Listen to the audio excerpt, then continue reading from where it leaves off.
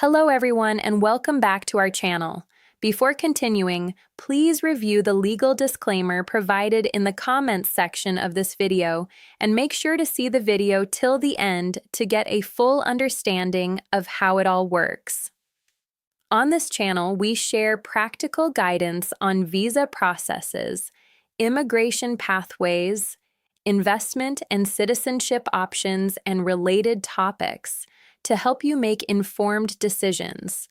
If you are unsure about your visa options or planning your next step, consider subscribing and enabling notifications so you stay updated with the latest developments. Right now, there is a quiet shift happening in global travel. People are no longer only chasing big-name destinations. They are searching for places that feel real, slower, more natural, more human. And in the middle of the South Pacific, one destination keeps standing out for exactly that reason: Samoa, a place of volcanic islands, turquoise lagoons, traditional villages, and one of the most relaxed entry systems in the Pacific region. But here is where most travelers get confused. They assume traveling to Samoa requires a complicated visa process, long forms, embassy appointments, weeks of waiting. But the reality is very different. For most global travelers, entering Samoa is surprisingly simple, and in many cases, there is no advance visa application at all. So in this complete guide, we are breaking down the Samoa tourist visa process from a global traveler perspective in 2026. Step by step, no confusion, no assumptions, just clarity. And stay until the end because there is one arrival rule that catches many travelers off guard at the airport. Let's begin. First, you need to understand the foundation. Samoa operates a visitor entry system designed for tourism, short stays, and family visits. For many nationalities, this means you do not apply for a visa in advance. Instead, you are granted entry permission when you arrive. In most cases, this comes in the form of a visitor permit issued at the airport. Now, here is the key idea. Samoa does not treat tourism as a long bureaucratic process. It treats it as a border entry decision. That means the immigration officer you meet on arrival plays a central role in your entry approval. Now let's break down the main entry pathways clearly. There are 3 ways travelers typically enter Samoa. First, visa-free entry. Second, visa on arrival through a visitor permit. Third, pre-arranged visa for specific travel situations. Let's go deeper. Visa-free entry is the simplest scenario. Many global travelers are allowed to enter Samoa without applying for a visa beforehand. They arrive directly at Faleolo International Airport, present their documents, and receive entry permission. But even in visa-free entry, there are strict conditions. You must have a passport valid for at least 6 months beyond your intended departure date. You must have a confirmed onward or return ticket. You must have proof of accommodation. And you must show that you have sufficient funds to support your stay. If any of these are missing, entry can become complicated very quickly. Now let's move into the second pathway, visa on arrival. This is the most common experience for global travelers. When you land in Samoa, you complete an arrival card. Then you proceed to immigration control. The officer reviews your passport, your travel details, and your supporting documents. If everything is in order, you are granted a visitor permit. This permit typically allows a stay of up to around 60 to 90 days, depending on your nationality and entry conditions. Some travelers receive shorter stays initially, with the possibility of extension later. Now, here is where many travelers make a critical mistake. They assume entry means unlimited flexibility, but it does not. Your stay duration is clearly defined at the time of entry, and that stamp in your passport is your legal limit. Now, let's talk about the third category, pre-arranged entry approval. This applies mainly to travelers from countries that require advance approval or special handling. In these cases, travelers must submit an application before departure. This usually includes travel details, passport information, accommodation proof, and financial capacity evidence. Once approved, you receive authorization to travel and enter Samoa under specified conditions. Now let's talk about the most important document in the entire process: your passport.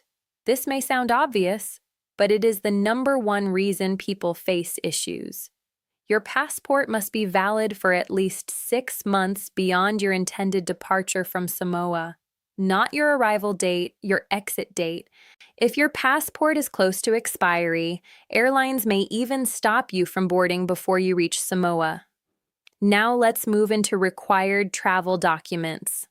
Even though Samoa has a simple entry system, immigration is strict about basic requirements. You should always be prepared with a valid passport, a return or onward flight ticket, proof of accommodation such as hotel booking or host details, proof of sufficient funds for your stay, and an arrival card completed during your journey or on arrival. These are not optional in practice. They are essential for smooth entry. Now let's talk about the arrival experience itself. This is where Samoa surprises most travelers. The airport experience is generally calm and straightforward compared to many international hubs.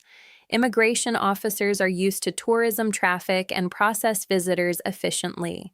But like all island nations, arrival flows depend heavily on flight schedules. When multiple flights land close together, queues can build up. So patience is part of the experience. Now let's talk about duration of stay. Most tourists are granted a short-term stay on arrival, often ranging from about 60 days up to around 90 days depending on entry conditions and nationality. This gives travelers enough time to explore the islands, experience local culture, and enjoy a relaxed pace of travel. But here is the important rule: you must leave before your permitted stay expires. Overstaying is taken seriously and can affect future travel eligibility.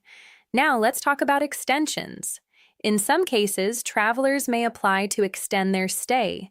This is done locally through immigration authorities in Samoa, but extensions are not automatic. They depend on approval, valid reasons, and compliance with existing conditions. So the safest approach is always to plan your departure within your approved timeframe. Now let's discuss something that many travelers do not think about until they arrive: immigration intent. Even in simple entry systems, officers assess whether you are a genuine tourist. They look for consistency in your answers. They may ask about your travel plans, where you are staying, how long you plan to remain, and how you will support yourself financially. If everything is clear and consistent, the process is usually smooth. If something feels unclear, additional questions may follow. Now let's talk about what you are not allowed to do on a tourist entry. This is very important. A tourist visa or visitor permit does not allow employment, paid work, business operations, long-term residence intentions, or any form of local labor activity. Tourism must remain the purpose of your visit. Now, let's shift into practical travel preparation. Today, most travelers rely on digital documents stored on phones or cloud storage. This is generally accepted, but you should always ensure offline access as backup, because connectivity issues or battery problems can cause unnecessary stress at immigration. Now let's talk about family travel. If you are traveling with family members, each person must meet entry requirements individually. Each traveler must have their own passport. Each person must satisfy documentation requirements, and immigration may ask questions about family travel arrangements together. Now let's address one common misunderstanding. Some travelers assume they can easily convert tourist status into work or long-term residency while in Samoa. In most cases, this is not permitted under visitor entry. Different visa categories are required for work, study, or long-term residence, so planning before arrival is essential. Now let's talk about real travel mindset. Samoa is not a high-pressure immigration environment. It is a tourism-focused system designed to welcome visitors.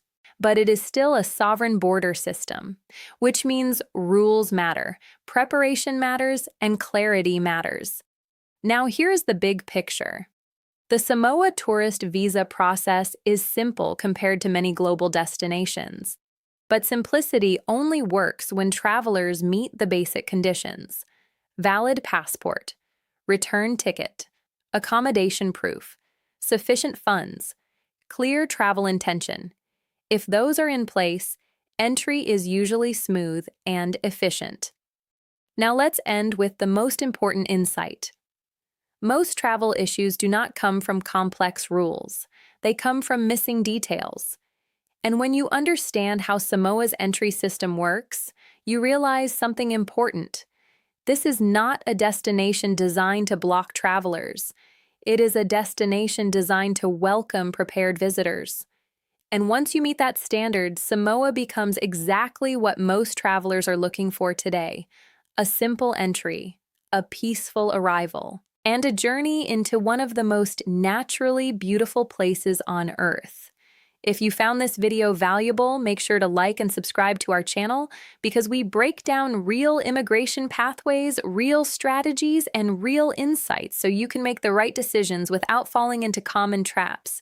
And our expert team and associates can assist you to simplify this entire complex process and guide you from start to finish with complete peace of mind.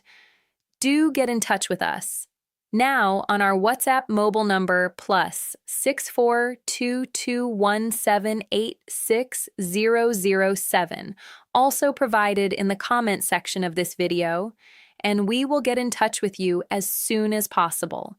Your journey deserves the right start, and it starts with the right consultation. And now you have it. Thank you for watching.